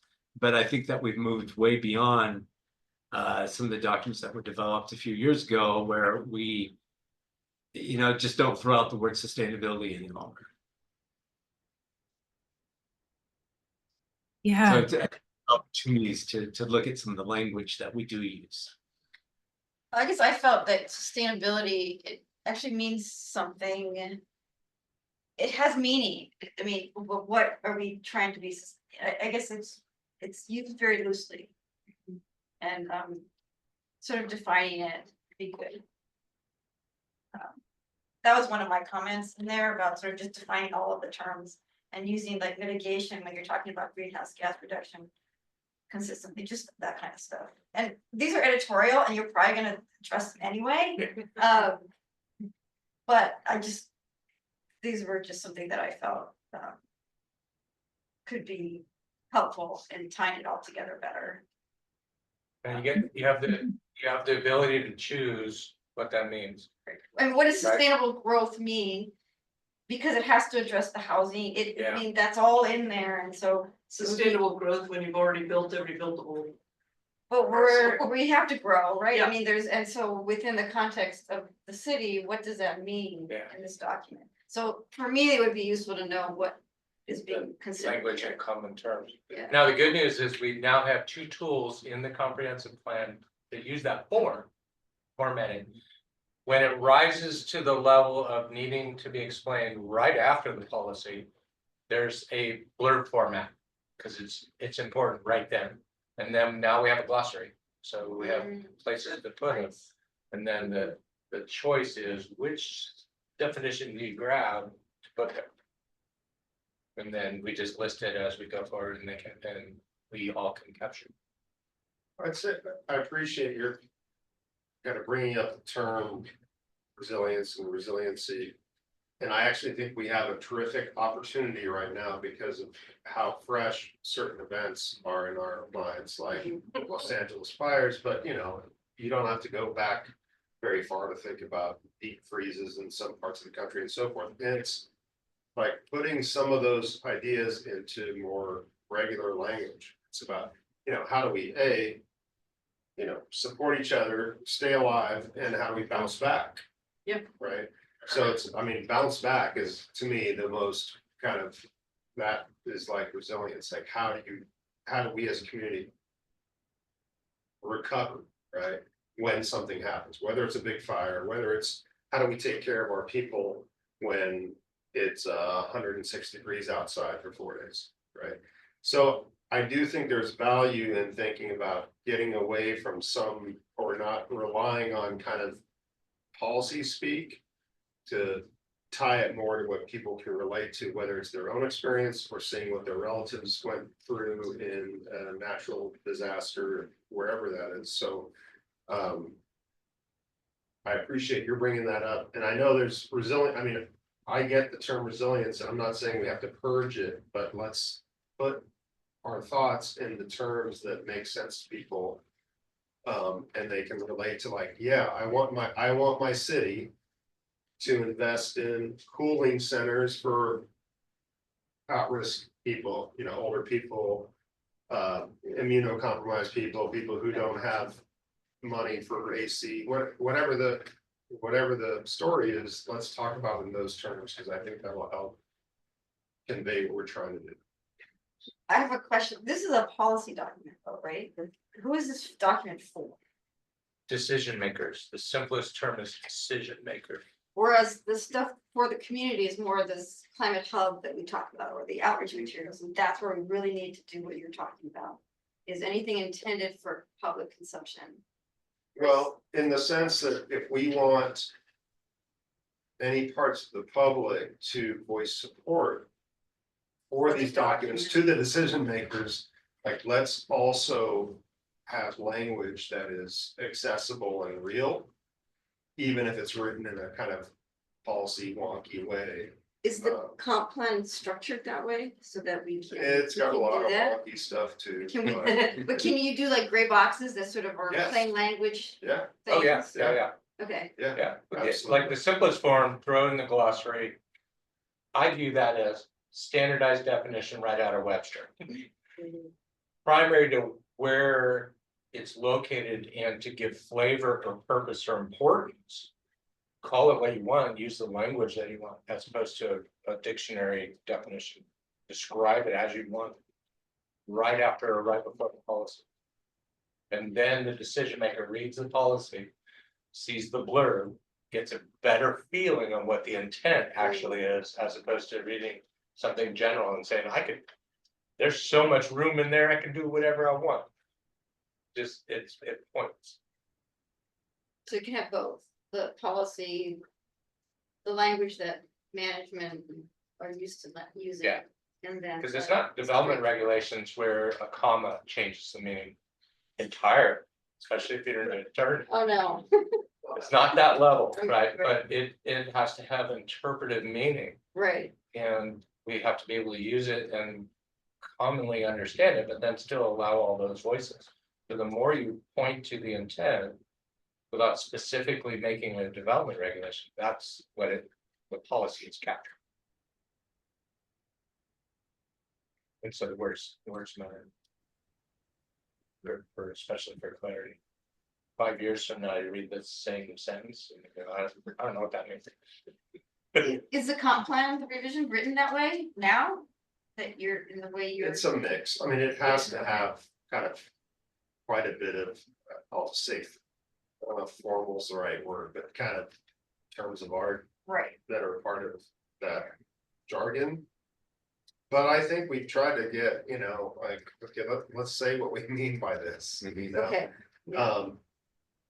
It's not perfect, but we did talk about that. We talked about, like, how do we make, how do we explain what this means to regular just residents, not just can a professional planner or an elected official understand it. We definitely try to keep our focus on both, different types of audiences. And we didn't rewrite the comp plan. Believe me, I mean, we made updates.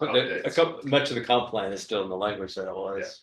Alright. So I imagine last time it was even more jargony when you guys left. I hope it's less, I hope it's Opinion? less. Maybe. There was work done. Yeah. So efforts were made. Efforts are made.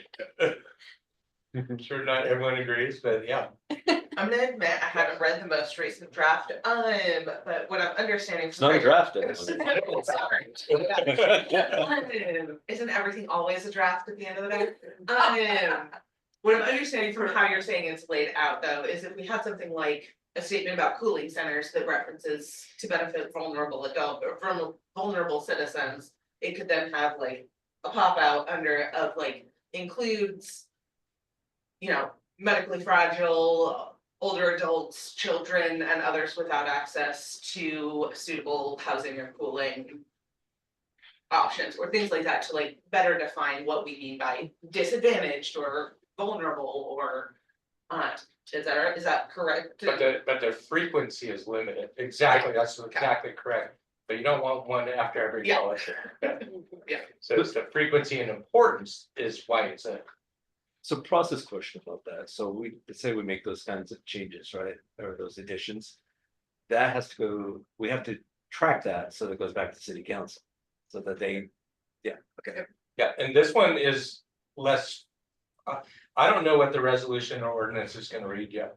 But for the comprehensive plan amendment last year, it was so broad and so many amendments, the ordinance was scrap this one. adopt this one. This one we may need to determine, because it may be red, strikeout, underline, and red font may be more appropriate. Unless it's so far ranging, it's too difficult to explain them all. Then it's a scrap replace. But we have some sort of obligation to demonstrate what's already in there adopted and what we're changing so that they can talk about options. I'm gonna do a gentle time check. Any final thoughts on the policy audit that you'd like to share with Maddie? And then Maddie, do you have one more slide? Am I Some quick next steps. okay? Great.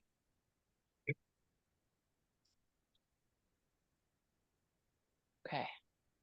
Great. We'll move to the next steps. And if you have any additional thoughts or reflections that you haven't already shared, please feel free to send those to Maddie and I, and we'll get those incorporated. But when,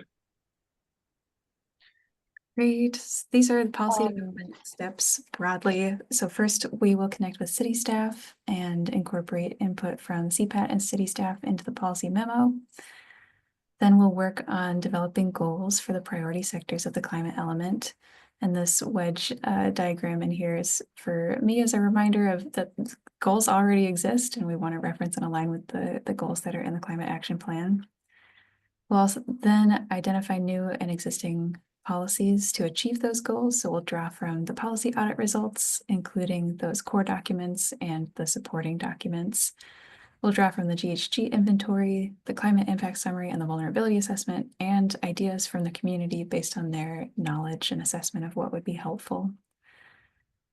So that will be our draft set of policies, and then we'll work on identifying the co-benefits of those policies to go along with commerce guidance. And the next time we connect with you will be in March, and we'll have updates then about the policy drafting process. I think we'll be mid-public engagement by that point, so we'll share what we can. so if we have additional feedback, by when would you like to see that? When would I like to see that? I know we set a date of today to deliver feedback on the policy audit. I think we've got a little bit of flexibility on that and could accept feedback definitely by the end of the week. Okay.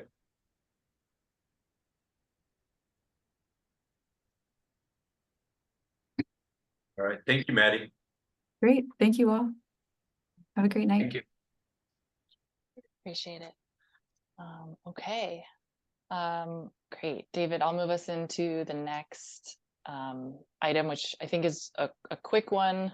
Mark, I think this one maybe was added by you and Sarah when I was out of the office last week, but just added this, just a snapshot of the CPAT background document library that's currently on the webpage. And then Mark has sent around the draft webpage to you all. And then just a quick note that on the project team side, we did recommend to Mark and the city to potentially separate the CPAT library webpage and have the climate element content as its own landing page, separate and as part of the comp plan webpage. So making that a bit more of a public facing landing page. Just recognizing that the CPAT library is a lot of great information, but without the context, it might be pulling folks in a bit too deep into the pool. So we're recommending kind of separating those two webpage elements. Anything you wanted to add here, Mark? Yeah, what's Sarah's last name? Sarah Not me, but Sarah Farbstein, Thank you. Cascadia. one of my coworkers. So, correct, and then we'll make modifications to the current CPAT webpage, but not use it as a, hey, this week, and then add to it, and then the next week, and the next week, and drown it all out.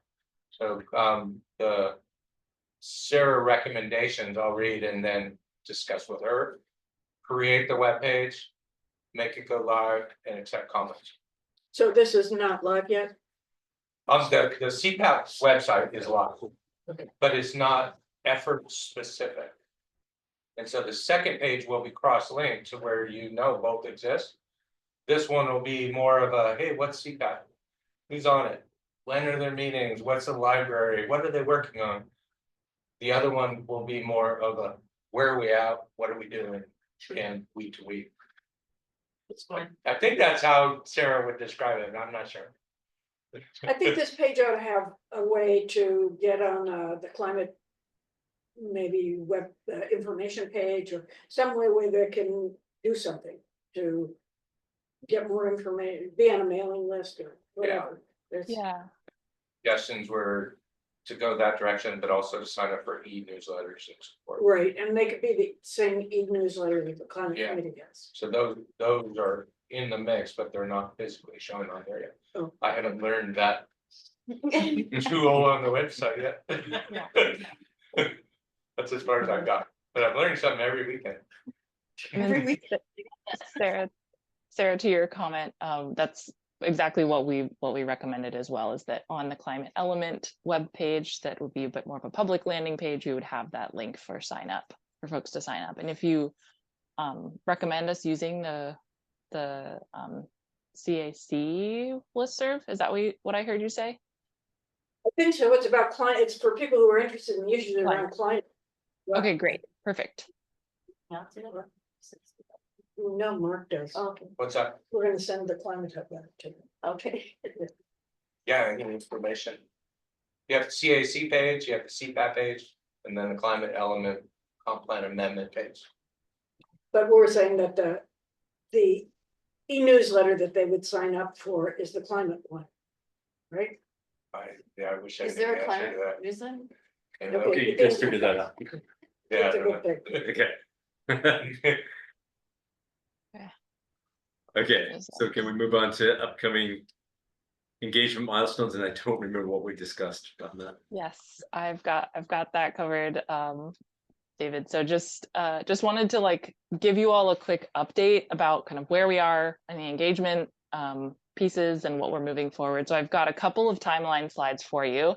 This is a very simple timeline slide that we'll probably be putting onto the public facing webpage, just to kind of generally give them a sense of like what's coming next. So we're in this early stage of like, we're still working on this community-wide survey. So that's our first touch point.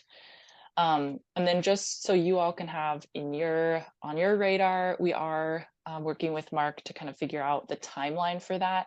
Tentatively, we're hoping to have that survey open for the month of March. So we've got a plan working back from that tentative date on like the development of materials associated with that survey, drafting survey, potentially doing translation if we confirm that with the city, and then all of our internal testing. And then tentatively, we're hoping to send you all, if you would like to just do like a quick red flag review of that survey. We may have a window between now and our February meeting. So we won't discuss the content of that survey during a CPAT meeting, but just as like an FYI, we're planning to send you a quick email with like our draft survey questions. I will say that we are going to be building that survey content based on our other survey efforts related to similar climate elements. So we'll be using a lot of our best practices. And then when we send that review, I think to Yane, your point earlier, we'd be looking for any like blatant red flags of like what is not jiving with the Lake Forest Park mindset that we haven't already caught. So I'll just put that on your radar. And then once we finalize the dates with Mark, we'll be sure to get that review window on your radar. And as we discussed at our last meeting, I'm planning to send those action items as a follow-up from our meeting today. So in the next few days, you'll see an email from me. And then just getting a bit more specific, we've seen this slide before, and I just want to kind of zoom in. So we're in the middle section of this timeline, focusing on that survey. We also have some group interviews coming up in this quarter, and we're already looking forward to planning for that open house later in the spring. So we'll be bringing kind of regular updates about the engagement steps to each of these meetings, and we may or may not have time for like robust discussion, but just we're committed to you all to kind of bring those updates, share opportunities for review outside of meetings, and keep you apprised as we move forward. And then I think just a general like appreciation, you all have shared a lot of really important feedback about how we can better use language around, you know, not using jargon, being more clear to Lake Forest Park context. And I think we've heard that loud and clear. And so we're going to be sure to incorporate that in any of our public facing content. And then lastly, well, I guess any questions on the public engagement pieces before I kind of shift our focus on into like where we are for CPAT. Define what group interviews are, and if that is the contract item for meeting twice with staff, can we pivot that and have you meet with more meaningful groups? No, they went out and asked what community groups they should. Okay, so those are the This is group separate. the community groups. Okay. Correct. Yeah. And also separately, Mark, we're doing some policy check-ins with your team. So that's happening. That's why I offered to pivot there, but okay. No, you got to get both from us. Thank you. Okay. Okay, Great. we have 5 minutes remaining of our Awesome. meeting. Just one more slide or 2 more slides from me. I think just a reminder of like where we are in our time together as the CPAT. So at our February meeting, we'll be bringing forward the climate impacts memo, which if you recall, way back in November, we started to introduce that topic, but we've been working behind the scenes there. We'll also be bringing an update on vulnerability assessment process and what that methodology looks like. And then we'll touch back in with you all about some of those engagement updates. So that's coming down the pipeline in February. And then, yeah, it's a quick timeline between now and June. Any questions about where we're going as CPAT? I have one more slide on action items, if there aren't any questions. Okay. Great.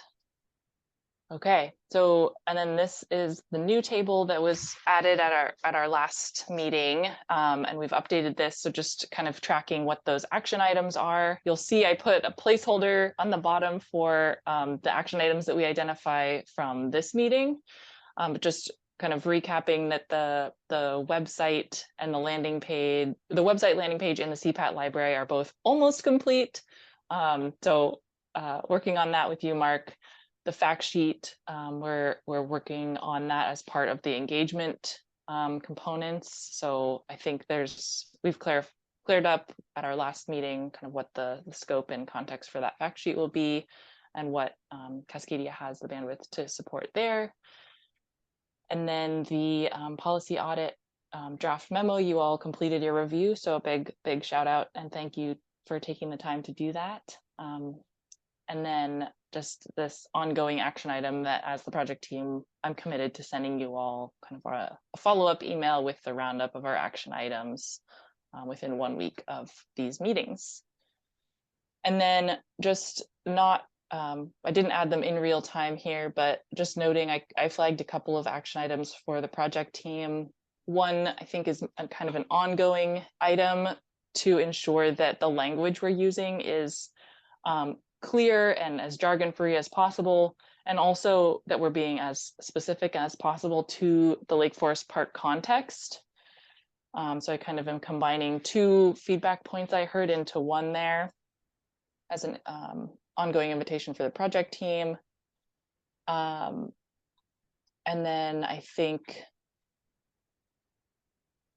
there's the opportunity on the project team for us to flag the slope stability issue as part of the vulnerability assessment. So we'll follow up with our internal team to confirm that component. Did anyone have other action items that I missed? I would just add the providing final feedback by this Friday. Yep. For the policy audit. Great. Okay. And also the survey red flag. Yep. And is it possible to see these fact sheets? I've sort of lost track of them. Do you have a draft We- of them? No, we do not have a draft. That's kind of Okay, yeah. Yeah. Sorry, the deadline's inaccurate there. And then on the city side is to update the web page, finalize the website. Okay. Okay. I think that's Okay. it for me. Back to you, David. Okay, well, thank you, Alexander. So final agenda item is next Wednesday, excuse me, next meeting is Wednesday, February 12th. We all attend that meeting next Wednesday. Next one. Yeah, next Wednesday, the 12th of February. Okay, with that, do I hear a motion to adjourn? So moved. Everyone in agreement? Second, okay. Thank you, everyone. Thank you. Thanks, Alexander. Bye, y'all. Thanks. Night.